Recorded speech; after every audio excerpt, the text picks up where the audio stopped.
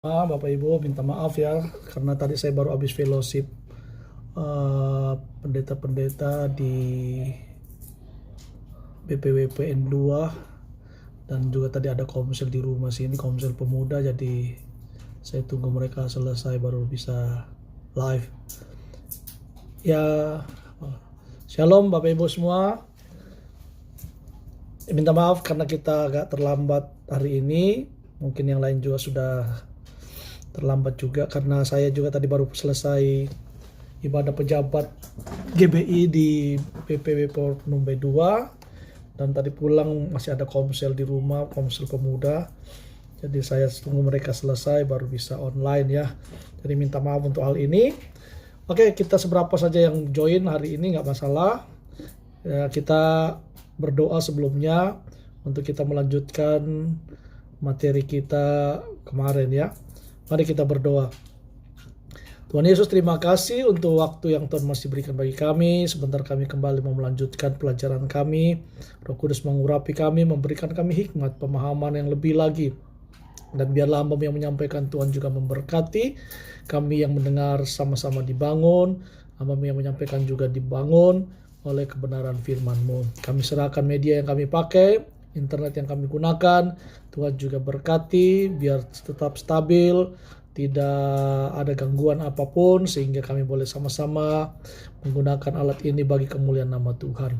Dalam nama Tuhan Yesus kami berdoa dan mengucap syukur. Haleluya. Amin. Amin. Oke. Sebentar saya tampilkan dulu. Kita kemarin sudah membahas di bagian sampai sampai C ya, tentang manusia dan dosa di pelajaran 3 ini. Ya, saya ulang dulu sebagian supaya Bapak Ibu bisa mengikuti yang mungkin baru bergabung. Ya, pertama-tama saya ucapkan selamat lagi bergabung buat Pak Tanto dari Sarmi. Bapak adalah ketua wilayah Badan Pengurus Wilayah yang ada di Kabupaten Sarmi, dan juga beliau adalah gembala dari GBI House of Grace ya Pak ya. Iya. Oke Bapak Ibu, saya sedikit mengulas pelajaran 3 tentang manusia dan dosa. Di dalam pelajaran 3 ini, cek dulu saya punya suara, apakah kedengaran? Kedengaran Bapak. Oke. Jadi di dalam pelajaran 3 ini kita hanya banyak membahas tentang definisi dosa, ya, lalu juga asal dosa, kemudian aspek-aspek dosa, dan kemarin kita baru sampai kepada aspek-aspek dosa, dan hari ini kita melanjutkan di akibat dosa, tujuan dosa maut, 7 dosa maut, dan kemudian jalan keluar dari dosa. Ya. Oke, saya sedikit mengulang sepintas saja tentang materi yang kemarin kita sudah sampaikan tentang definisi dosa, bahwa dosa itu memiliki arti bahwa dalam bahasa Yunani menggunakan kata harmatia atau meleset dari tujuan atau melanggar batas, tidak taat, tidak patuh, atau melawan atau pemberontak. Jadi ketika seseorang itu jatuh dalam dosa, maka orang itu sebenarnya sedang keluar dari sasaran atau meleset dari tujuan. Dia melanggar batas dari apa yang Tuhan sudah tujukan, dan juga itu berbicara tentang pemberontakan, ketidaktaatan, ketidakpatuhan. Jadi itu definisi daripada dosa. Dan juga kita kemarin belajar tentang asal dosa, ya, bahwa kita perlu pahami bahwa Tuhan itu adalah Tuhan yang kudus. Karena Tuhan itu kudus, maka kita juga harus kudus. Dan kita perlu ketahui bahwa dosa itu berasal dari iblis. Dosa bukan berasal dari Tuhan. Sebab Tuhan itu bukan sumber dosa. Ya, iblislah sumber dosa itu, ya. Dan iblis itu penguasa daripada kegelapan. Nah, karena itu di dalam iblis itu tidak ada kebenaran. Ya, kemarin kita sudah belajar bagaimana iblis itu dia memang dari mulanya tidak ada kebenaran. Di dalam diri Yesus, di dalam diri iblis tidak ada kebenaran. Yohanes pasal 8 ayat yang ke-44. Dan kemudian kita juga belajar tentang aspek-aspek dosa. Ada 3 aspek dosa. Yang pertama, aspek dosa itu dosa sebagai status. Bahwa semua manusia, siapapun dia, besar atau kecil, sejak dia lahir, Alkitab berkata di dalam kitab Mazmur bahwa sejak dalam kandungan ibu kita ini sudah diperanakkan oleh dosa. Ya, jadi tidak ada manusia yang lahir di bumi ini tanpa dosa. Ya, jadi manusia lahir ke bumi ini entah dia masih bayi, ya memang kita adalah manusia yang berstatus dalam dosa. Karena kejatuhan Adam dan Hawa itu membuat manusia itu akhirnya berstatus sebagai orang berdosa. Kapan status itu ditiadakan? Ketika kita menerima Yesus sebagai Tuhan dan Juru Selamat, kita percaya kepada Dia, lalu kemudian kita bertobat dan dibaptis, maka kita berubah menjadi status yang orang berdosa, menjadi orang yang dibenarkan. Ya, Roma pasal 3 ayat 23 dikatakan bahwa semua manusia telah berdosa dan telah kehilangan kemuliaan Allah. Lalu aspek-aspek dosa yang kedua, selain dosa sebagai status, juga dosa itu adalah sebagai habitat atau habit atau habitus, ya, bahwa setiap kita harus sadari bahwa dunia ini adalah tempat di mana kita melakukan dosa. Ya, lingkungan tempat kita dilahirkan itu adalah lingkungan yang dalam kondisi sedang berdosa dan terus hidup di dalam dosa, kan? Ya, dan hal itulah yang membuat kita akhirnya terbiasa melakukan dosa. Makanya anak kecil gak usah dibelajarin untuk berbohong, dengan sendirinya dia akan berbohong. Apalagi memang kita di dunia ini kan kecenderungannya untuk melakukan dosa, pelanggaran terhadap hukum-hukum Tuhan. Ya, kita bersyukur kalau Roh Kudus itu diberikan kepada kita, karena Roh Kudus itulah yang akan memimpin kita di dalam kebenaran-kebenarannya. Yohanes pasal yang ke-6. Kalau Roh Kudus itu turun kepada kamu, maka di Roh Kudus itulah yang akan menuntun kita dalam kebenaran. Roh Kudus itulah yang akan mengajarkan kita mana yang baik untuk kita bisa hidup di dalam kehendak Tuhan. Ya, itu yang kedua. Lalu yang ketiga, aspek-aspek dosa. Yang ketiga adalah dosa itu sebagai aktus.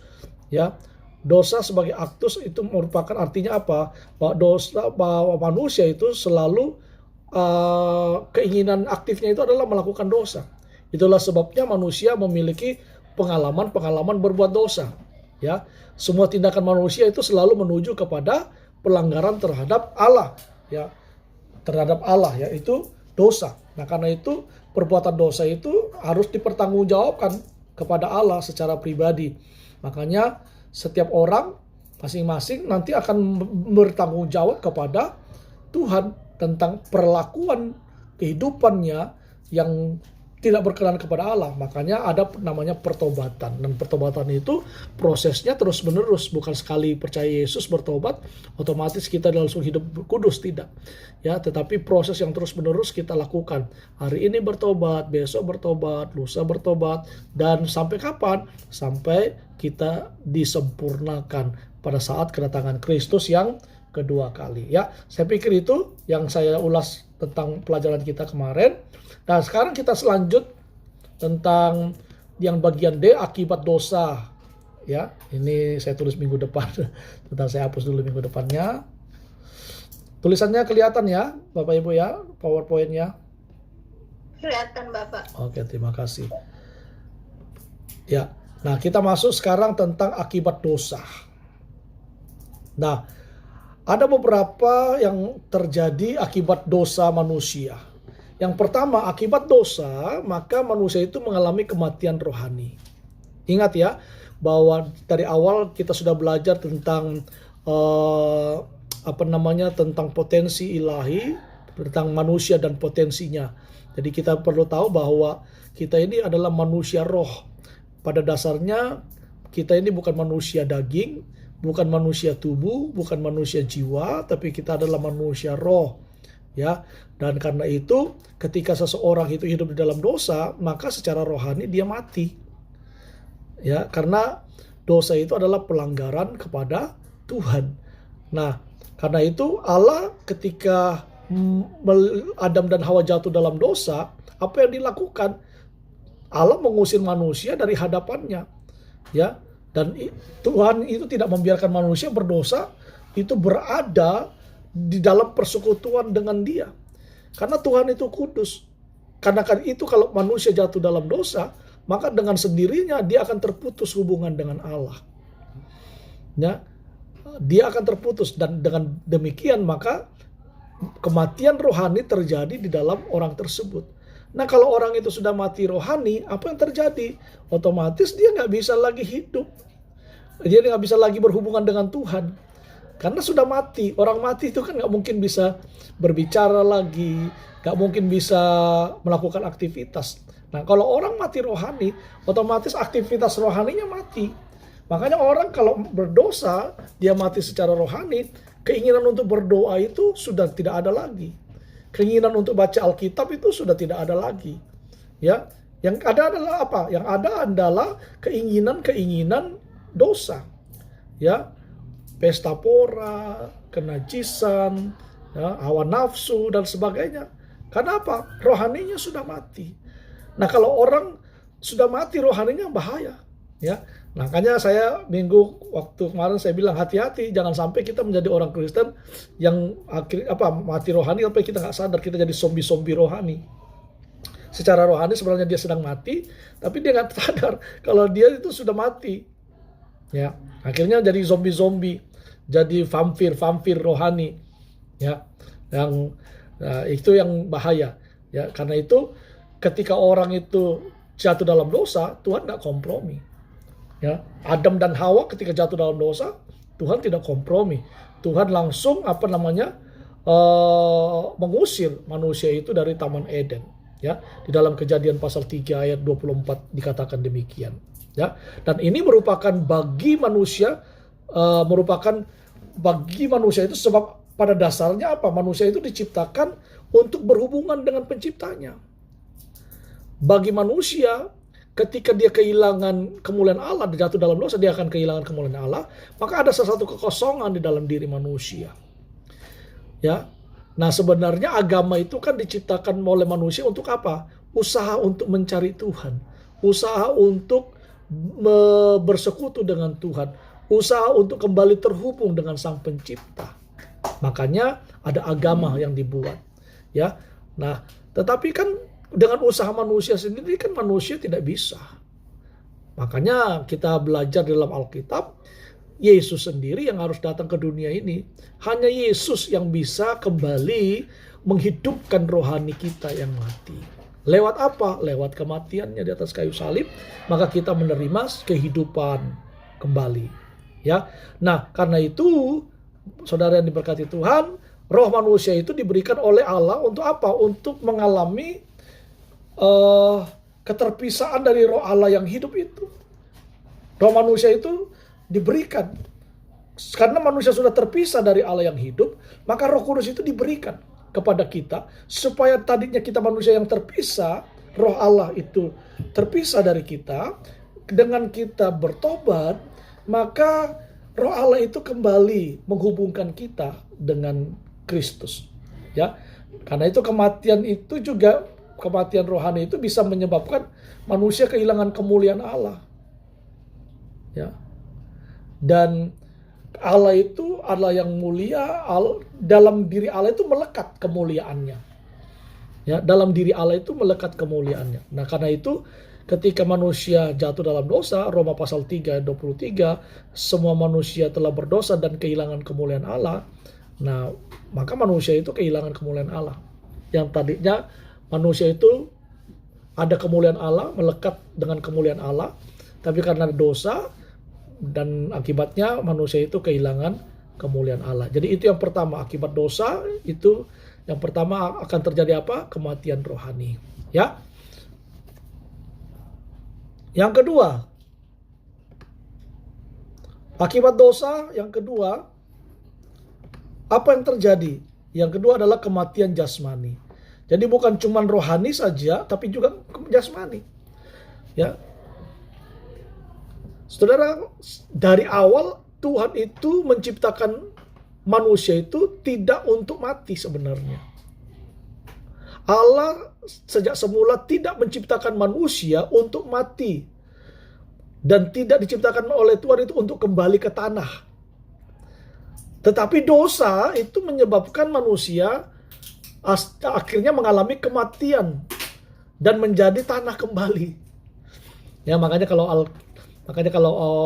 orang meninggal seorang hamba Tuhan yang melayani kematian kan, dia mengambil tanah, kemudian sebelum dia dikebumikan, hamba Tuhan itu akan berkata, dari debu engkau diambil, dan dari debu tanah engkau diambil, dan kembali kepada tanah. Demikian.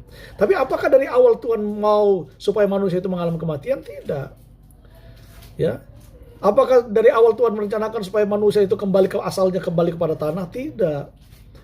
Dosalah yang membuat manusia itu mengalami kematian secara jasmani. Ya, dosalah yang membuat manusia itu akhirnya kembali kepada asalnya, tanah, debu tanah. Tubuh ini kembali kepada tanah, tapi roh kembali kepada Allah sang pencipta itu, sang pemilik kehidupan itu. Ya. Kenapa? Karena yang membuat manusia itu hidup kan roh Allah. Kejadian pasal yang kedua, ketika Tuhan menciptakan manusia, Tuhan mengembuskan nafasnya kepada manusia itu, yang tadinya dia tidak ada kehidupan, hanya sebuah patung tanah gitu, ya. Tapi ketika Tuhan Allah meniupkan, mengembuskan nafasnya, maka manusia itu menjadi hidup. Nah, roh Allah itulah yang memberikan kehidupan. Ya. Nah, makanya ketika orang itu berdosa, maka akibat dosa yang dilakukan oleh Adam, ya akibatnya apa? Kita mengalami bukan cuma kematian rohani, tetapi juga kematian jasmani. Ya, karena itu Alkitab mencatat bahwa dengan berpeluh engkau mencari makananmu sampai engkau kembali lagi menjadi tanah. Di dalam Kejadian pasal yang ketiga ayat 19 dikatakan demikian. Ya. Nah, saudara, kehilangan kemuliaan Allah itu akibatnya apa? Akibat dari penyebab kita kehilangan kemuliaan Allah, menyebabkan apa? Menyebabkan kualitas tubuh manusia itu akhirnya menurun drastis. Ya. Kematian jasmani merupakan konsekuensi dari keberdosaan manusia. Karena itu Paulus berkata, sebab upah dosa ialah maut. Roma pasal 6 ayat 23. Jadi akibat dosa itu konsekuensinya apa? Kemerosotan daripada tubuh manusia. Ya, kita lihat kan dari Adam usianya pertama 900 sekian tahun. Turun kepada Abraham 800 sekian tahun kalau nggak salah, berapa tahun gitu ya. Belum kepada Abraham. Dari kepada Kain, Habel, kepada Nuh, turun sampai kepada Musa di dalam Mazmur 91. Dikatakan bahwa usia manusia akhirnya turun menjadi 70, kalau kuat bisa 80 tahun. Itu mengalami penerosotan. Manusia akhirnya mengalami fisik juga, kelemahan fisik. Makanya Paulus berkata, kita sejalan dengan waktu, manusia rohani kita semakin hari harusnya semakin bertambah, walaupun manusia jasmani kita semakin hari semakin merosot. Berarti memang di dalam kehidupan kita, tubuh ini semakin merosot. Dulu gak ada keriput ketika masih muda. Ketika sudah tua, semakin berjalan dengan waktu, ya usia bertambah, ya kulit-kulitnya juga jadi keriputan, saudara ya. Nah, itu gak bisa dihindari karena memang itu sudah dampak daripada dosa. Kita mengalami tubuh yang drastis menurun. Ya, makanya ada sakit penyakit. Ya, itu terjadi kenapa? Dosa itu akibatnya kita mengalami kematian jasmani, akhirnya mengalami kematian karena dosa. Ya, itu yang kedua. Dan yang ketiga adalah rusaknya hubungan dengan sesama. Akibat dosa bukan cuma kematian rohani yang kita dapatkan, tapi juga adalah kematian jasmani. Bukan cuma kematian jasmani, tetapi yang ketiga adalah rusaknya hubungan dengan sesama. Ya, saudara, kalau saudara tahu sejak manusia jatuh dalam dosa, kita ini manusia ini adalah serigala bagi sesamanya loh. Ya, betul nggak? Kita bisa lihat kan bagaimana orang tua dianiaya oleh anaknya sendiri. Saudara kandung dengan saudara kandung bisa baku pukul, saling menikam, saling membunuh. Ya, kita lebih jahat daripada binatang karena dosa. Akibatnya hubungan dengan sesama juga menjadi rusak. Dimulai dari siapa? Dimulai dari anak-anak Adam, Kain dan Habel. Ketika Adam dan Hawa jatuh dalam dosa, hubungannya jadi rusak. hubungan saudara sesama jadi rusak. Kain membunuh Habel. Ya. Nah, karena itu manusia adalah serigala bagi sesamanya ketika dosa itu masuk dalam diri manusia. Nah, ungkapan ini ada benarnya, saudara ya. Kenapa? Karena berdasarkan fakta, manusia itu bisa saling merugikan, bisa saling mencelakakan, dan dalam upayanya mempertahankan hidup dan mengejar kesenangan hidup, bisa saling menjatuhkan tuh. Ya, nggak peduli, yang penting ya, kadang-kadang hukum rimba dipakai oleh manusia. Siapa yang kuat, dia yang bertahan hidup. Hari-hari ini kan begitu. Dan memang Alkitab semakin digenapi sih, bahwa menjelang kedatangan Tuhan, kasih manusia semakin dingin. Ya, semakin tawar. Tawar kepada Tuhan, tawar juga kepada sesama, tawar kepada pasangan. Ya. Nah, hubungan antar manusia itu tidak lagi harmonis sejak apa? Sejak faktanya bahwa ketika manusia jatuh dalam dosa itu. Sejak itu hubungan manusia tidak harmonis lagi. Ketika Adam dan Hawa jatuh dalam dosa kan tidak harmonis. Hawa menyalahkan Adam. Adam menyalahkan Hawa, sorry. Adam menyalahkan Hawa. Wanita yang kau taruh di sisiku itulah dia yang membuat aku berdosa. Ya toh? Sudah tidak ada harmonisasi. Sudah rusak hubungannya. Yang tadinya baik mereka berdua ketika belum ada dalam dosa. Mereka saling menguatkan, saling mensupport. Tapi ketika jatuh dalam dosa, dosa masuk dalam diri mereka, apa yang terjadi? Yang terjadi adalah hubungan mereka rusak. Adam menyalahkan Hawa, Hawa menyalahkan ular. Sudahlah, tidak ada lagi hubungan yang harmonis. Ya, manusia akhirnya saling mempersalahkan. Nah, karena itu sejak saat itu manusia selalu harus berhati-hati dalam berhubungan dengan sesama. Ya, memang ada pepatah mengatakan bahwa tak kenal maka tak sayang. Ya, saya sering pakai kata-kata ini ketika saya awal-awal pelayanan di tempat-tempat yang baru yang belum pernah saya pijak. Biasanya kalau saya diminta melayani, biasanya pakai istilah kayak gitu. Tak kenal maka tak sayang, gitu ya. Ya, nah mungkin pepatah ini sering saudara juga dengar. Pepatah ini hanya memiliki separuh kebenaran sebenarnya. Nah, kebenaran yang melengkapinya adalah tak kenal maka tak benci.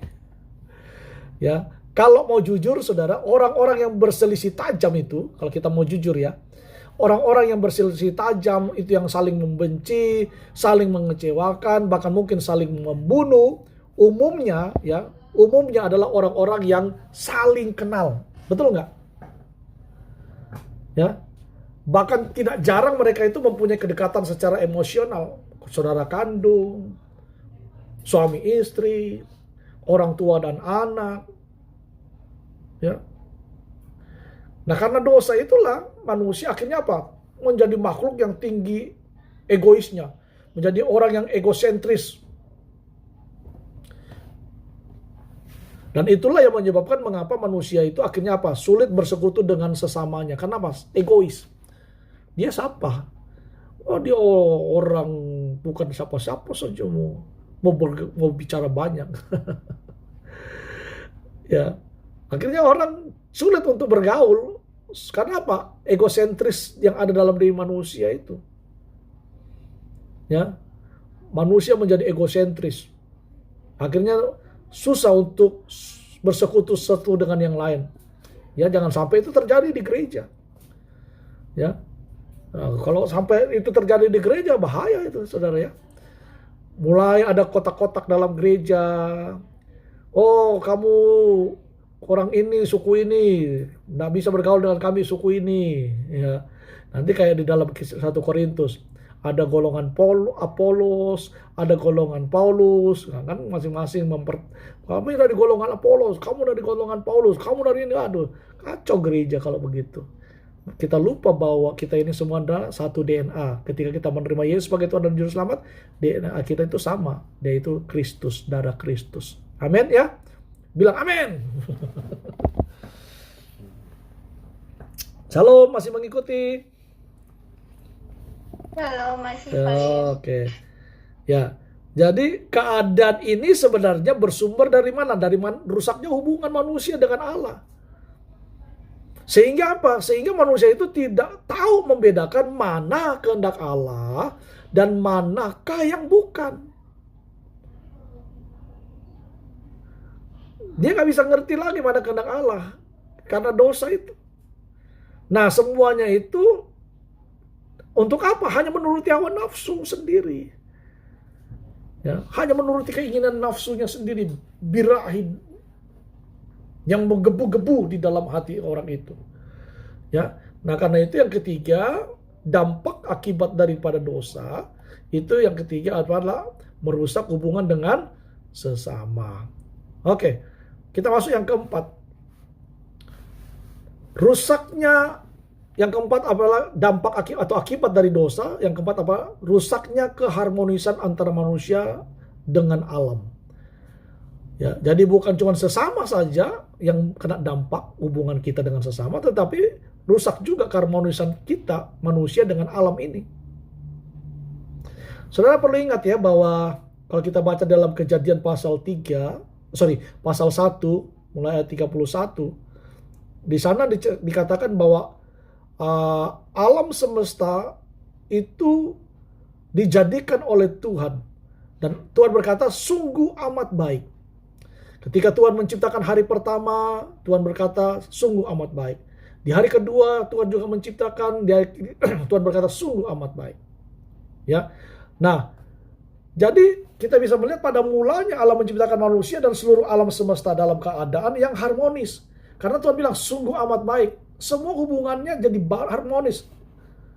Ya, sungguh amat baik. Manusia membutuhkan alam. Untuk apa? Untuk mengaktualisasikan dirinya, dan alam membutuhkan manusia juga untuk apa? Untuk memelihara dan menatanya. Ya. Jadi saling berhubungan. Manusia membutuhkan alam ini, alam juga membutuhkan manusia. Manusia dan alam itu, saudaraku, memiliki hubungan interdependensi. Nah, itu. Ya, saling berterkaitan yang kuat dan erat. Itu alam dengan manusia. Tapi sayang, karena dosa, nah ini, ya, akibatnya apa? Membuat manusia tidak mampu memelihara dan mengusahakan apa yang Tuhan sudah berikan, alam semesta ini. Ya. Justru mereka apa? Semena-mena merusak alam ini. Kenapa? Keserakaan. Ingin menguasai alam supaya kaya, supaya sukses, supaya menjadi tenar. Ya. Mereka merusak alam ini. Makanya terjadilah banjir di mana-mana. Ya, kebakaran di mana-mana. Kekeringan terjadi di mana-mana. Ya. Nah, itu akibat apa? Kerusakan yang dilakukan oleh manusia akibat dosa. Nah, memang kita sadari bahwa teknologi sehari-hari ini sangat baik juga. Teknologi yang dibuat manusia itu bagus, tapi cenderung ditujukan untuk apa? Untuk merusak alam kadang-kadang. Sehingga dunia sekarang dihantui oleh krisis lingkungan hidup. Seperti kalau kita lihat bocornya ozon, kan? Kalau saudara rasa nggak? Di bumi ini sepertinya, kita hidup ini sepertinya tambah panas suhunya, betul nggak? Ya. Biasanya nggak panas, siang-siang tertentu biasa nggak terlalu panas, ini bisa tambah panas karena memang itu terjadi bocornya ozon, banjir, gundul, hutan gundul di mana-mana. Ya, efek juga dari rumah kaca, kan begitu. Ya, dan sebagainya lah. Yang menimbulkan akibatnya apa? Menimbulkan akibat macam-macam penyakit itu bisa muncul. Bukan cuma penyakit, tapi juga terjadi kesengsaraan, ya, bahkan kepunahan makhluk hidup. Akhirnya yang dulu-dulu makhluk hidupnya bisa hidup bebas, karena ulah manusia, akhirnya makhluk itu mulai punah. Makanya ada undang-undang karantina, kan, Sekarang di Papua ini ada itu ikan, nggak semua ikan-ikan sekarang boleh dikonsumsi atau dibawa dijual. Salah satunya ikan ini, ikan kakak tua. Iya, ikan kakak tua ya. Nah, ikan kakak tua itu cukup langka, sekarang itu tidak boleh lagi dijual. Kalau dulu orang sering jual, memang dagingnya enak sih, ya.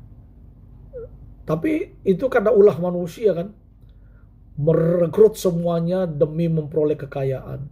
Terjadi krisis, ya, air bersih. Ya, karena makanya kayak kami ini di Wayana ini dibatasin air, nggak setiap hari jalan. Jalan setiap hari tapi mulai sore baru nyala. Ya, tidak dari pagi. Nanti diberhentikan lagi pagi. Karena apa? Memang krisis air bersih, apalagi sudah musim-musim kemarau. Ya, hujan ini kan tidak menentu ya hari-hari ini ya. Ya dan sebagainya lah. Nah, persoalan utama bukan karena alam ya saudara ya. Bukan karena alam. Bukan. Pada dasarnya karena dosa. Akibatnya membuat alam itu menjadi tidak baik. Ya. Karena dosa itulah yang membuat akhirnya tidak ada keharmonisan antara alam dengan manusia. Tidak ada keseimbangan. Ya. Kita kan tahu bahwa ketika Tuhan menciptakan alam semesta ini kan tugas manusia itu untuk apa? Mengelola. Dalam Kejadian pasal 1 ayat 28 dan juga Kejadian pasal 2 ayat 15, Tuhan berkata, usahakanlah. Jadi Tuhan berikan kita manusia itu untuk apa? Mengelola, untuk memelihara bumi ini pada pundak manusia itu diberikan. Tapi yang terjadi malah sebaliknya, karena dosa akhirnya tidak ada harmonisasi antara alam dengan manusia. Krisis lingkungan diciptakan oleh siapa? Oleh manusia kita sendiri. Akibatnya terjadi membawa ancaman bagi manusia itu sendiri. Ya. Nah, karena itu kalau kita melihat sekarang ini kita lihat toh bumi ini saat ini sedang diantar oleh manusia menuju kepada mana? Kepada kehancuran dan kemusnahan. Tapi kalau misalnya air es di mana itu? Kutub selatan kah? Kutub utara kah? Meleleh ya sudah. Ya. Bahaya itu. Salju di kutub selatan kah? Utara kah? Itu kalau sudah meleleh kan sudah bahaya sudah. Ya, itu dampak daripada dosa. Oke. Yang kelima, akibat dosa atau dampak dari dosa, yang kelima adalah manusia akrab dengan penderitaan. Nah, karena dosa, manusia akhirnya jadi akrab dengan namanya penderitaan. Padahal sebelumnya Tuhan tidak pernah membuat manusia itu didesain untuk hidup dalam penderitaan. Tidak. Manusia didesain untuk menikmati, untuk hidup dalam berkat Tuhan. Tetapi karena dosa, akhirnya kita mengalami penderitaan. Ya, karena itu di dalam Kejadian pasal 3 ayat 16 sampai 19, ketika manusia jatuh dalam dosa, Tuhan berkata apa? Susah payahmu waktu mengandung akan kubuat sangat banyak. Ini kan ya, sangat banyak. Bukan satu, tapi banyak, Saudara. Ya. Lalu dikatakan dengan kesakitan engkau akan melahirkan anakmu. Ya. Lalu ada lagi dikatakan apa? Maka terkutuklah tanah karena engkau. Dengan bersusah payah engkau akan mencari rezekimu. Dengan berpeluh engkau akan mencari makananmu. Sampai apa? Engkau kembali lagi menjadi tanah. Ya kan? Itu karena apa? Dosa. Akibat dosa, kita jadi akrab dengan penderitaan. Bukan sedikit. Alkitab bilang banyak, sangat banyak. Ya, nah karena keberdosaan manusia itulah, maka manusia akrab dengan penderitaan fisik. Bukan cuma penderitaan fisik ya, tapi juga penderitaan psikis, jiwa. Dan itu seumur hidup dialami oleh manusia. Ya. Selama kita ada di dunia ini, penderitaan tidak akan pernah lepas dalam hidup kita. Ya. Kita tidak berbicara tentang penderitaan mengikuti Yesus ya, ini penderitaan karena dosa. Kalau menderita karena Yesus itu lain lagi ceritanya. Itu namanya kita pikul salib. Ya. Amin.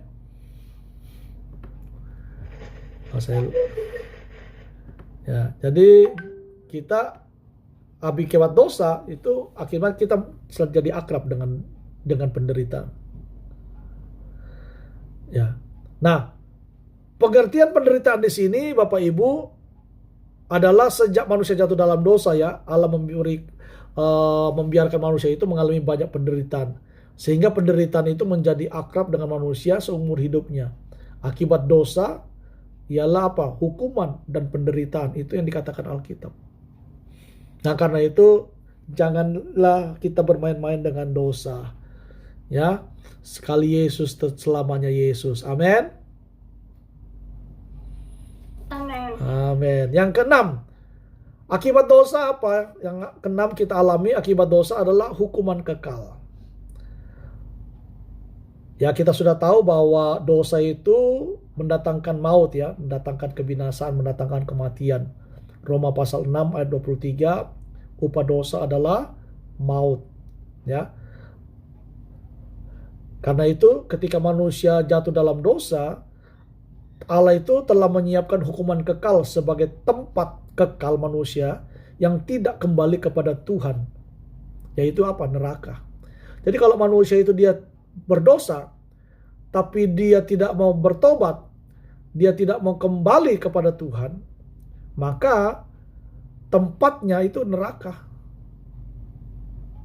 Dan di dalam neraka itu, manusia itu mengalami keterpisahan dengan Allah. Di neraka itu tidak ada hadirat Tuhan. Ya. Yang ada cuman artis-artis dunia yang tidak mengenal Tuhan dan bertobat. Ya.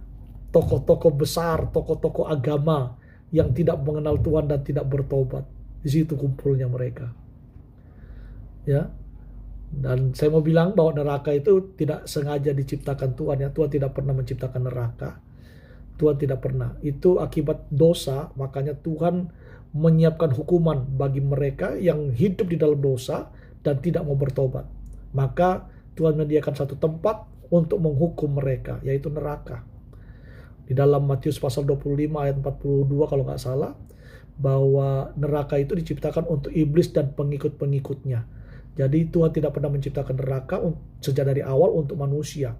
Karena memang manusia tidak didesain untuk berdosa. Ya, tidak didesain untuk berdosa. Manusia jatuh dalam dosa karena iblis. Ya, karena manusia salah menggunakan kehendak bebasnya di dalam memilih. Ya, karena itu kita juga harus menggunakan kehendak bebas kita dengan benar. Jangan salah menggunakan kehendak bebas kita. Ya, nah neraka itu tempat yang sangat mengerikan ya saudara, karena di sana manusia itu disiksa. Di sana itu manusia tidak akan bisa mati secara fisik, terus mengalami penderitaan selama-lamanya. Surga adalah kehidupan yang kekal, neraka itu adalah kematian yang kekal. Ya, jadi orang disiksa di situ selama-lamanya. Dia akan menderita karena api yang tidak terpadamkan. Ya, Alkitab bilang ratap tangis dan kertak gigi. Ya, ada kegelapan yang memberikan mengerikan di sana. Ada dikatakan juga ada ulat-ulat yang terus-menerus menggerogoti tubuh manusia berdosa itu. Dan manusia yang sudah masuk dalam neraka itu tidak mungkin dapat dikeluarkan lagi. Mau bertobat pun gak bisa, sudah terlambat. Ingat ya, di dalam peristiwa Lukas pasal yang ke-16 tentang Lazarus yang miskin dan seorang yang kaya. Dikisahkan di situ seorang yang kaya itu pada akhirnya mati, Lazarus yang miskin itu juga akhirnya mati. Dan apa yang terjadi? Orang yang kaya itu masuk neraka. Ya, dia mau bertobat, tolong Bapak Abraham, tolong bilang Lazarus cucukkan jarinya aja ke dalam setetes air padaku. Tolong supaya saya bisa bertobat. Ya, setidaknya tolong suruh Lazarus atau bangkitkanlah, suruh Lazarus itu untuk datang menginjilin saudara-saudaraku. Karena mereka masih hidup sama seperti aku di dunia itu.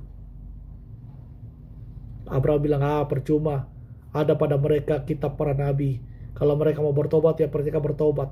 Walaupun ada orang mati bangkit memberitakan Injil kepada mereka, kalau hati mereka tidak terbuka dan tidak mau percaya, ya tetap aja masuk neraka.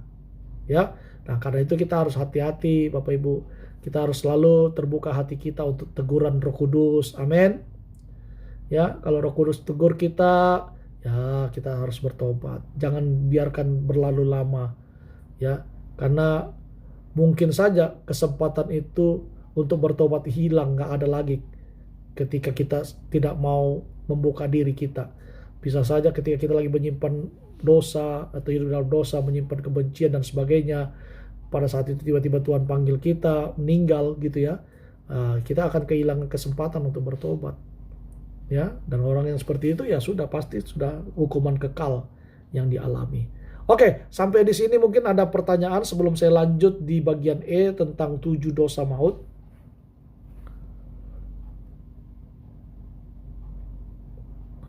Ada?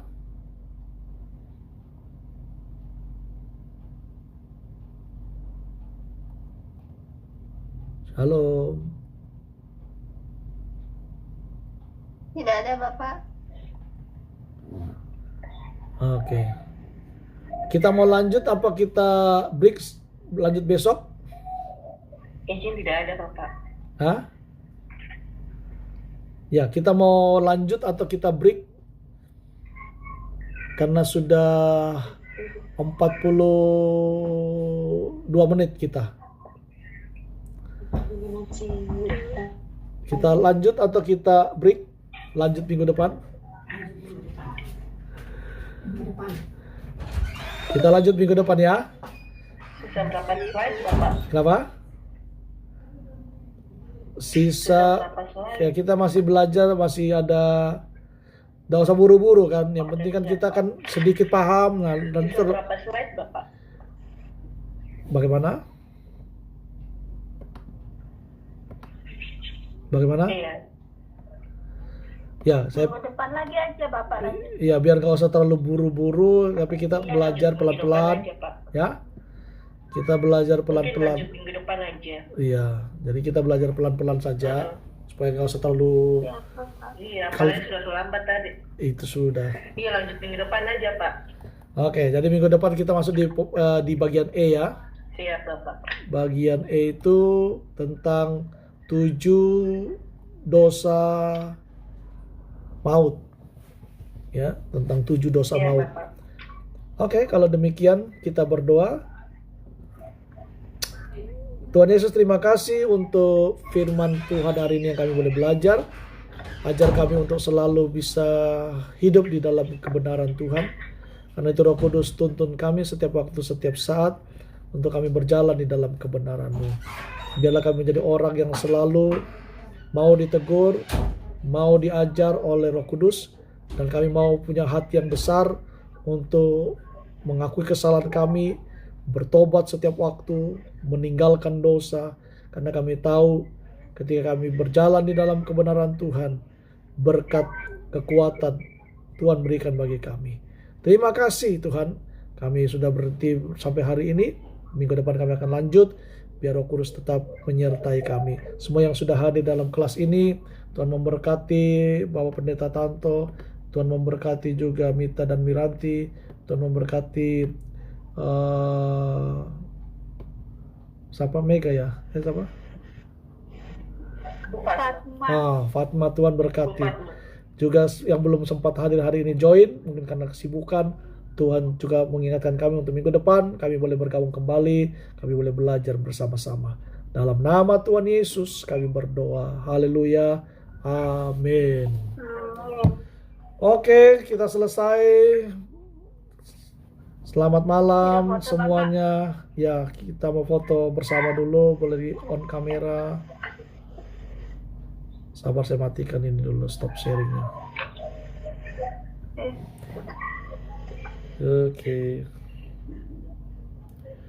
Oke. Oh, sebentar saya cari mana nih. Oke. 1, 2, 3.